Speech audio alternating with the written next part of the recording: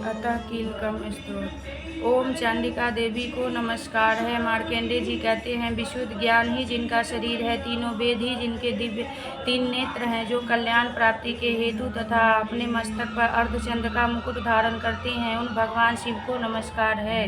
मंत्रों का जो अभिकीलक है, अर्थात मंत्रों की सिद्धि में विघ्न उपस्थिति करने वाली साप रूपी कीलक का जो निवारण करने वाला है, उन सप्तशती स्त्रोत का संपूर्ण रूप से जानना चाहिए और जानकर उनकी उपासना करनी चाहिए। यद्यपि सप्तशती के अतिरिक्त अन्य मंत्रों के जपने से भी जप में जो भी निरंतर लगा रहता है, उसका भी कल्याण का भागी होता है। उसके भी उच्चाटन आदि कर्म से सिद्ध प्राप्त होता है तथा उसे भी समस्त दुर्लभ वस्तुओं की प्राप्ति होती है। यद्यपि जो अन्य मंत्रों का जप न करके केवल इस सप्तशती नामक स्त्रोत से ही देवी का स्तुति करते हैं, उन्हें स्तुति मात्र से ही सच्चिदानंद स्वरूपिणी देवी सिद्ध हो जाती है। उन्हें अपने कार्य के सिद्धि के लिए मंत्र, औषधि तथा अन्य किसी साधन के उपयोगिता की आवश्यकता नहीं होती है। बिना जप के उनके उच्चाटन आदि समस्त अभिचारिक कर्म सिद्ध हो जाते हैं। इतना ही नहीं, उनकी संपूर्ण अभिष्ट वस्तुएं भी सिद्ध होती हैं। लोगों के मन में यह शंका थी कि जब केवल सप्तशती उपासना से अथवा सप्तशती को छोड़कर अन्य मंत्रों की उपासना से भी समान रूप से सब कार्य सिद्ध होते हैं, तब इनमें श्रेष्ठ कौन सा साधन है। लोगों की इस शंका को सामने रखकर भगवान शंकर अपने पास आए हुए जिज्ञासुओं को समझाया कि यह सप्तशती नामक संपूर्ण स्त्रोत सर्वश्रेष्ठ एवं कल्याणमय है। तदंतर भगवती चंडिका के सप्तशती नामक स्त्रोत को महादेव जी गुप्त कर दिया है। सप्तशती के पाठ से जो पुण्य प्राप्त होता है, उसकी कभी समाप्ति नहीं होती है, किंतु अन्य मंत्रों के जपने पुण्य की समाप्ति हो जाती है। अतः भगवान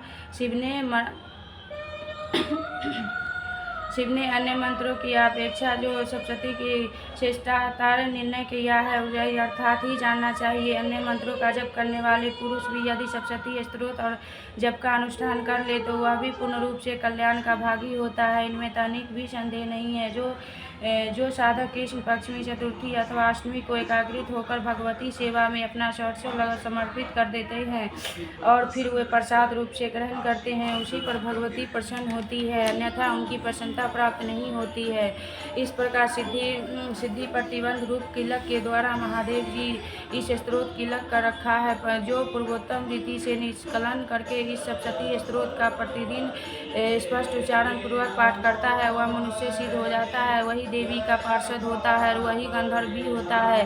स्वर्गस्थ विचरते रहने पर भी इस संसार में उसे कहीं भी भय नहीं होता है। वह अपमृत्यु के वश में नहीं पड़ता है तथा देह त्यागने के अंतर्गत मोक्ष प्राप्त कर लेता है। अतः कीलक को जानकर उनका परिहार करके ही सप्तशती पाठ आरंभ करे। जो ऐसा नहीं करता है, उनका नाश हो जाता है। इसलिए कीलक और निष्कीलक का ज्ञान प्राप्त करने पर ही स्त्रोत निर्दोष होता है और विद्वान पुरुष इस निर्दोष स्त्रोत का ही पाठ आरंभ करते हैं। स्त्रियों में जो भी कुछ सौभाग्य आदि दृष्टिगोचर होता है, वह सब देवी का प्रसाद का ही फल है। अतः इस कल्याण में स्त्रोत का सदा जप करना चाहिए। इस स्त्रोत मंद स्वर से पाठ करने पर संकल्प फल की प्राप्ति होती है। उसे उच्चर स्वर से पाठ करने पर पूर्ण फल की सिद्धि होती है। अतः उस स्वर से इस पाठ का आरंभ करना चाहिए, जिससे प्रसाद से ऐश्वर्य, सौभाग्य, आरोग्य, संपत्ति, शत्रुनाश तथा परम मोक्ष की सिद्धि होती है। उन कल्याणमय जगदम्बिके की स्तुति मनुष्य क्यों नहीं करते हैं। इति देवा कीलक स्तोत्र संपूर्ण। एक बार बोलो प्रेम से दुर्गा माता की जय।